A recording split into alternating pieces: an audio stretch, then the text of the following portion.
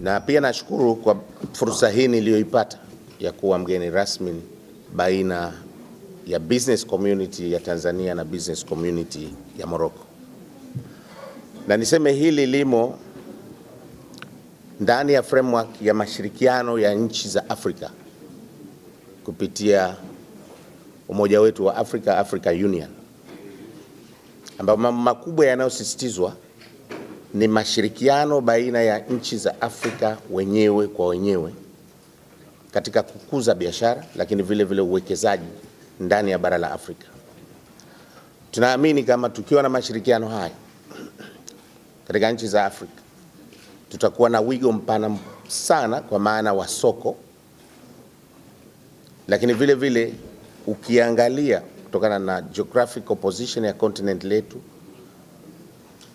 na rasilimali zilizomo ndani ya Afrika ambazo ni nyingi. Hapa Tanzania peke yake tunasema kuna fursa nyingi, kuna opportunities nyingi. Kwa hivyo tukianza kushirikiana wenyewe kwa wenyewe, basi uwezekano mkubwa sana wa kuitoa nchi yetu kutoka katika nchi maskini au nchi zetu katika bara la Afrika kuingia katika uchumi wa kati na baadaye kwenda katika uchumi wa juu zinaweza kufikiwa ikiwa tutashirikiana wenyewe kwa wenyewe. Na kwa sasa hivi inaonekana kabisa kwamba biashara within the continent wenyewe kwa wenyewe ni asilimia ndogo sana.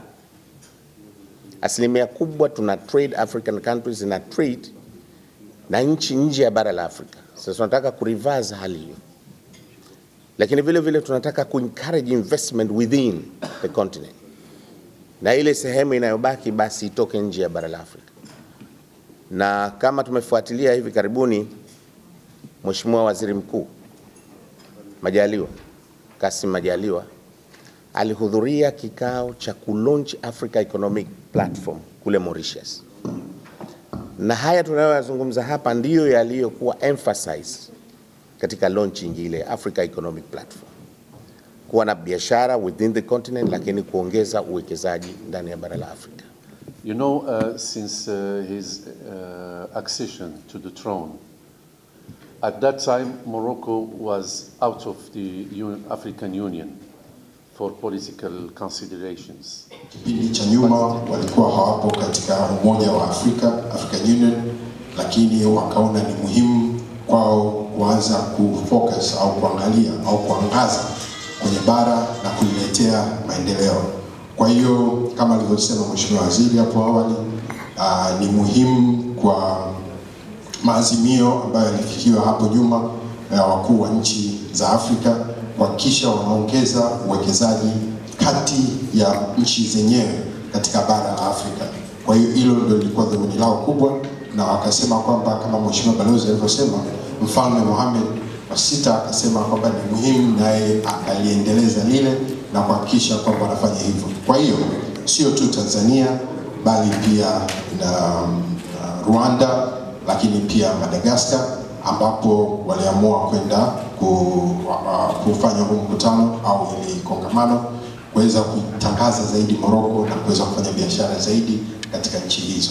So this is the main motivation that has brought us not only to Tanzania but to Rwanda, to Ethiopia, to Madagascar and to so many other countries in the eastern part of the continent. Nishukuru kwamba serikali ya Jamhuri ya Muungano wa Tanzania na serikali ya Morocco imeanza kutekeleza yale maazimio yaliyofikiwa katika Africa Economic Platform ya kuanzisha mashirikiano haya. Na kama alivyosema, si muda mrefu watakutana na wafanya biashara na wawekezaji kutoka Tanzania kwenye ile B2B forum, na wataweza ku-exchange na ku-connect ili tuweze kuanza mashirikiano baina nchi zetu mbili. Na wakiweza kuja kuinvest katika eneo hili, na nadhani hili nalo tuli-emphasize sana, watatusaidia sana kwanza kuweka infrastructure za uvuvi zenyewe, lakini masuala ya processing na fish canning. Na tukifanya hivyo tutaweza kuongeza fursa za ajira kwa vijana. Tuna bahari ya Indian Ocean ambayo bado hatujaitumia ipasavyo. Bahari yote hii, lakini kwa Zanzibar hatuna hata kiwanda kimoja cha processing ya samaki wala canning ya samaki. Hata hapa Dar es Salaam yenyewe na ukanda mzima mpaka Mtwara hatuna. Nafikiri hilo eneo na wamevutika sana katika eneo. Lakini eneo jingine ni IT. Lakini pia tourism tumeemphasize sana. Tuna attraction nyingi sana, vivutio vingi sana vya utalii.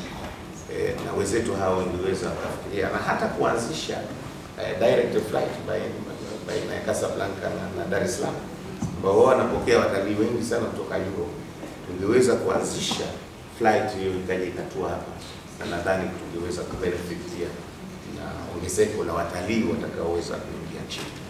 Lakini moja lilizungumzwa wakati anatoa tafsiri, na hili naliomba sana hasa kwa wenzetu wa mimi, swala la advocacy ni muhimu sana. Mashirikiano haya yale tunayotaka kuestablish baina ya Tanzania na Morocco ni lazima tuya advocate, watu wayaelewe fursa zilizopo, zieleweke ndani ya Tanzania, na naelewa kwamba nchi zetu mbili hizi zina uchumi ambao haulingani. Wenzetu kidogo wako katika hali nzuri zaidi kiuchumi, na inasemekana kwamba per capita income yao is more than $9,000 kama sikosei, wakati hapo sisi si kama ni 1,000 kule Zanzibar tuko $840.